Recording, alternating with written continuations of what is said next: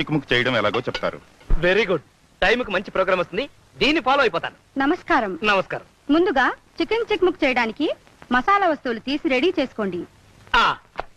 Ready చేసుకున్నాం. అల్లం, అల్లం, జీలకర్ర, జీలకర్ర, లవంగాలు, లవంగాలు, దాల్చిన చెక్క, దాల్చిన చెక్క, గసగసాలు, గసగసాలు తీసి పెట్టుకోండి. తీసి పెట్టుకున్నాం. వాటిని ముద్దగా నూరండి. Okay, next. ఉల్లిపాయ ముక్కలు, వెల్లుల్లిపాయ రేఖలు తీసుకోండి. ఉల్లిపాయ ముక్కలు, వెల్లుల్లిపాయ రేఖలు తీసుకున్నాం. ఇప్పుడు శుభ్రపరిచిన కోడిని తీసుకోండి. అలాగే తీసా. ఏంటమ్మా చలేస్తుందా? ఒక్క నిమిషం ఆగు. ఒంటి నిండా మసాలా పూసుకుని వేడి వేడి నూనెలో స్నానం చేద్దు గాని.